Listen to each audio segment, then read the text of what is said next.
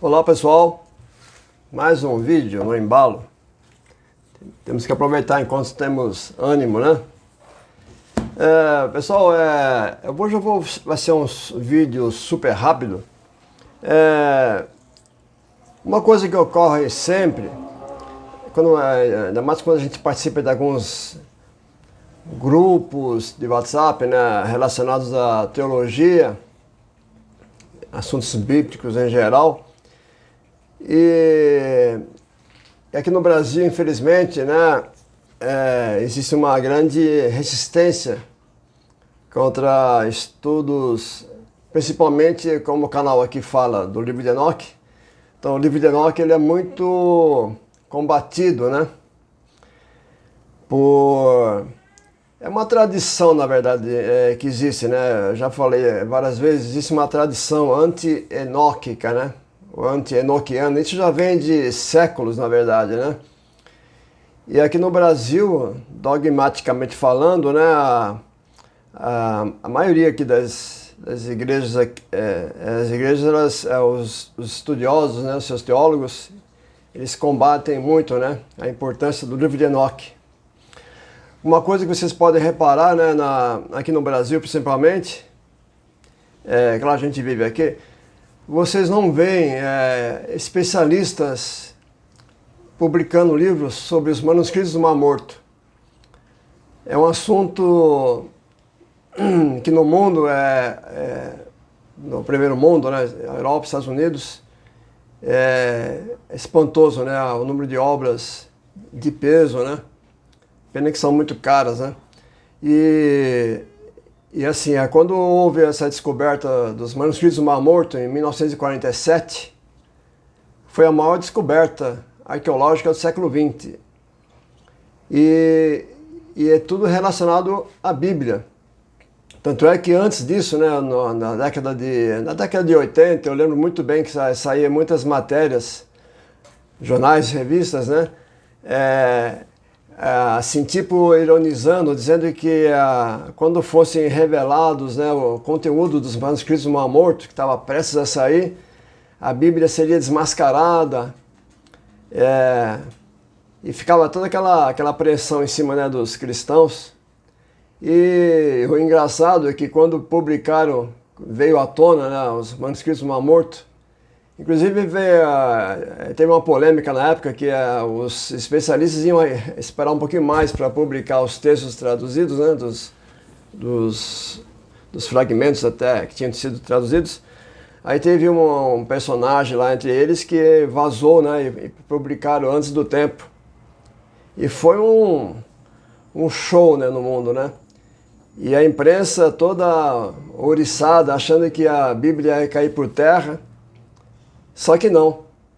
Os manuscritos do Mar Morto são manuscritos de até 1000 anos mais antigos do que os textos preservados da Bíblia hebraica, que são do século XV, XVI, uma coisa assim. Eu lembro agora.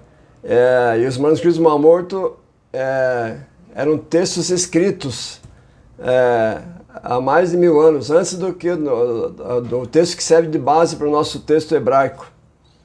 Então, e o que acontece? Praticamente 95% dos textos corroboravam, né, o texto bíblico que nós temos, inclusive um rolo inteiro de Isaías. Parece que é ínfima algumas diferenças, né? E o que aconteceu? A imprensa ficou calada até hoje. Não se fala nada.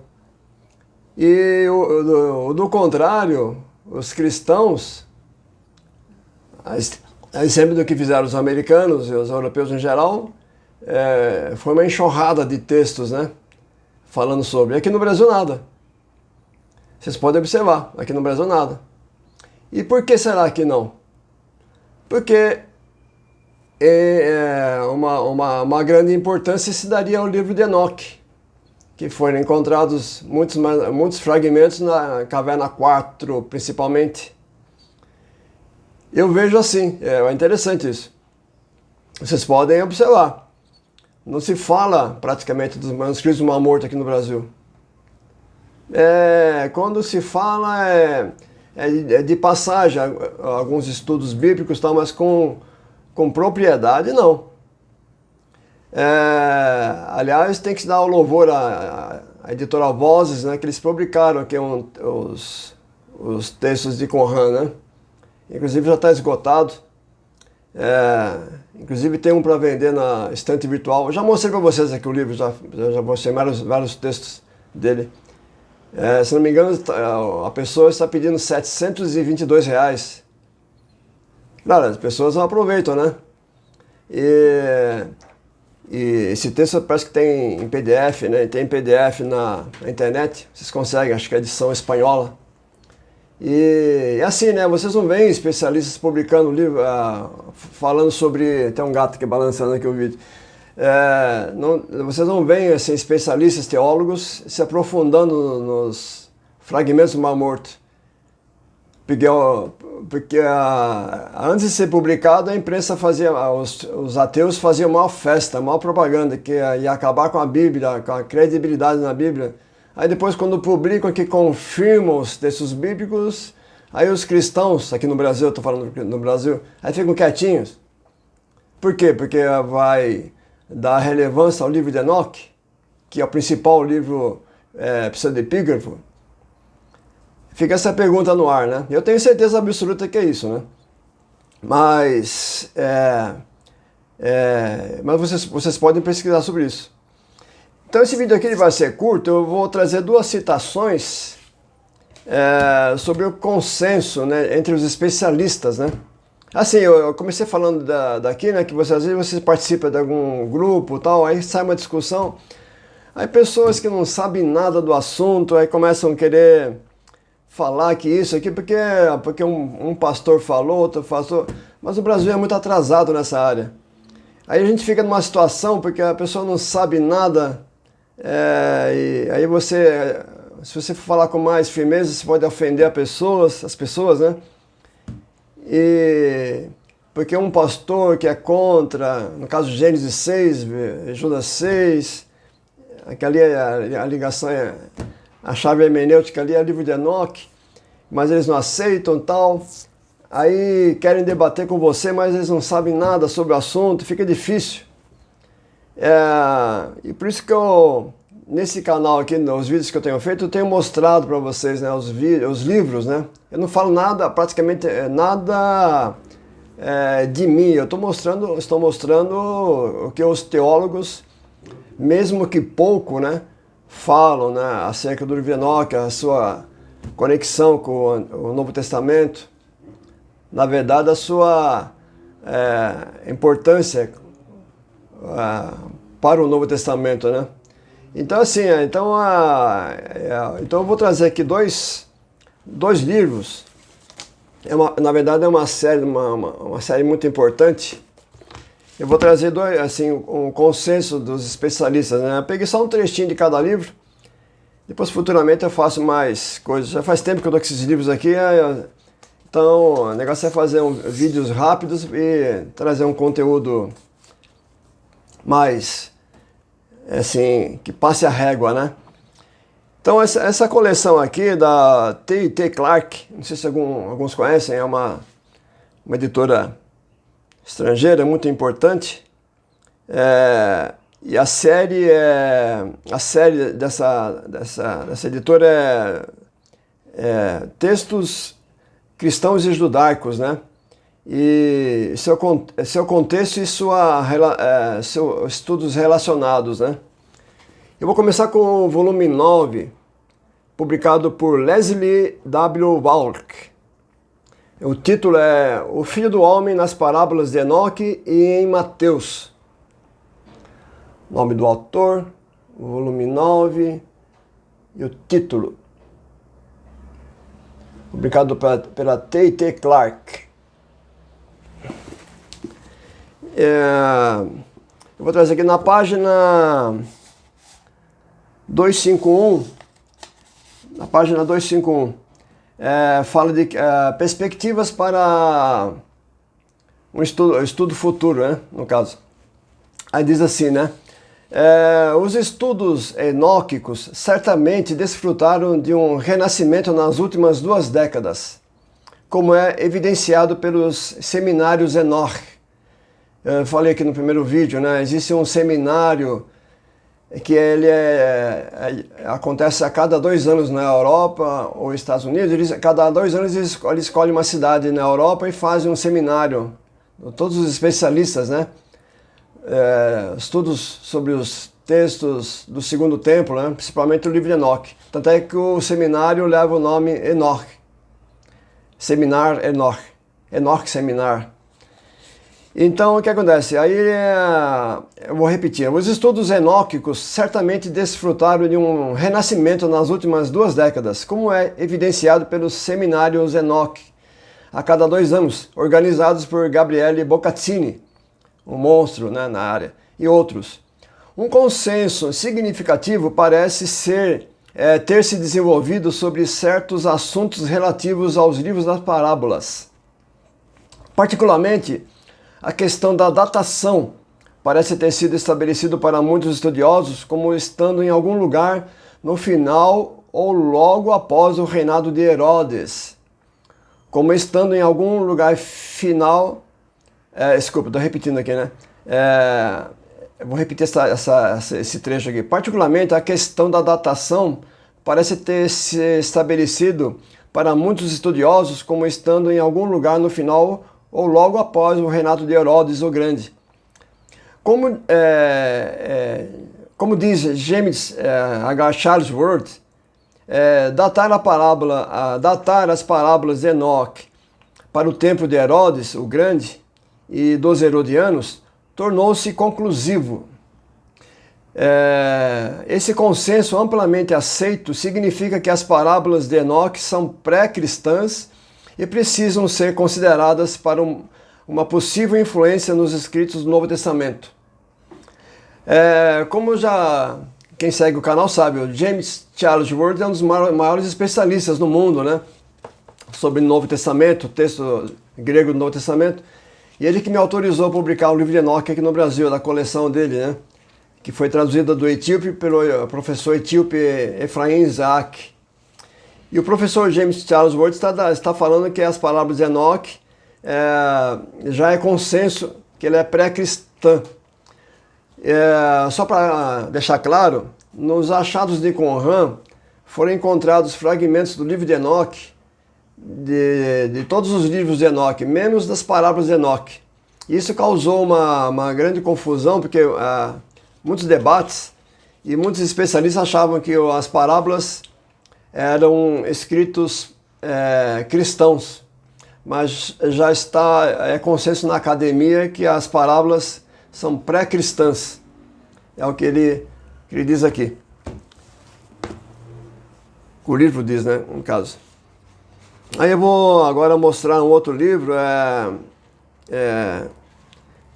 volume 10, publicado por James A. Waddell. O título é O Messias, um estudo comparativo do Filho do Homem enóquico e o Quírios Paulino. Volume 10, nome do autor, título e subtítulo. Se colocar esse fundo amarelo de letras brancas, não fica legal. Para T e T Clark também. Aí eu vou na página, separei aqui, página 209, é o finalzinho de uma conclusão cristina.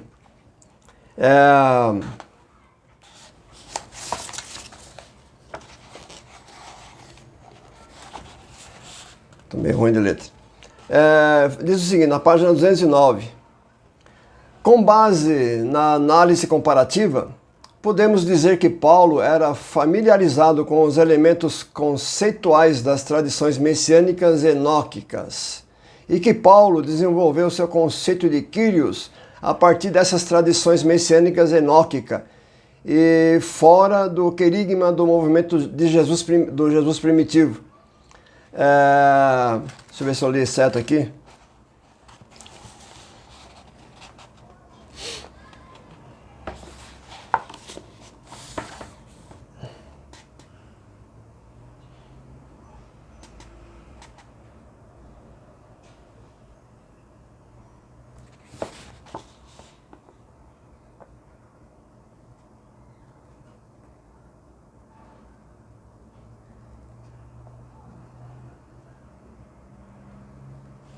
Isso é. Vou repetir todo o trecho. Com base na análise comparativa, podemos dizer que Paulo era familiarizado com os elementos conceituais das tradições messiânicas enóquicas e que Paulo desenvolveu seu conceito de Kyrios a partir dessas tradições messiânicas enóquicas e fora do querigma do movimento de Jesus, do Jesus primitivo. Paulo, de fato, era um judeu. Agora podemos dizer com muita certeza de qual corrente da tradição intelectual judaica Paulo desenvolveu seu conceito do Messias. Foi de Enoque, termina assim. Então, eu vou até mostrar para vocês o trecho aqui. Se eu li uma coisa errada, vocês confirmam depois. É o finalzinho aqui.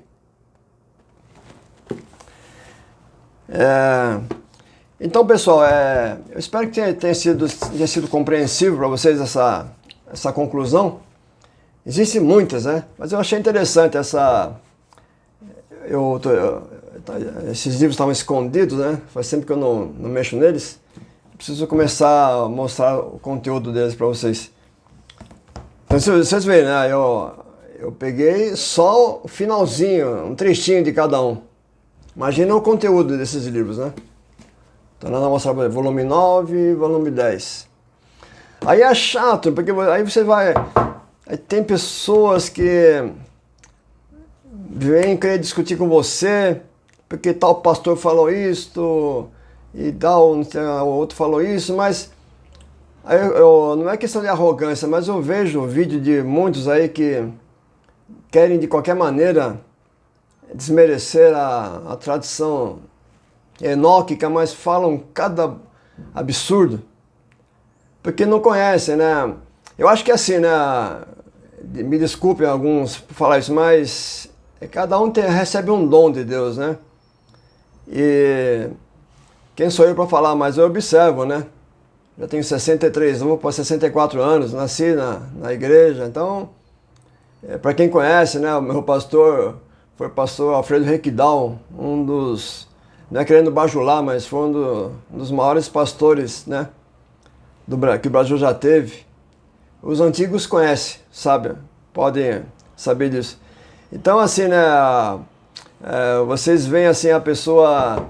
Até pedi que eu esqueci que eu ia falar, mas... vamos ficar por aqui para não deixar ninguém magoado, né? Então, assim, então, para evitar a discussão, certas pessoas, quando um assunto é delicado, quem tem que falar são os especialistas, né? São os especialistas. Nesse caso, eu sou um papagaio. Estou dizendo que os especialistas dizem, né? Eu não sou melhor que ninguém. Eu não sou especialista. Eu sou um curioso, né? Sempre fui curioso. Então, assim, pessoal... Ficamos por aqui, né, e espero que seja proveitoso esse vídeo. Ficou curtinho, até ficou fácil. Depois eu vou trazer mais, quando der, trazer mais conteúdo desses volumes. Até mais, pessoal.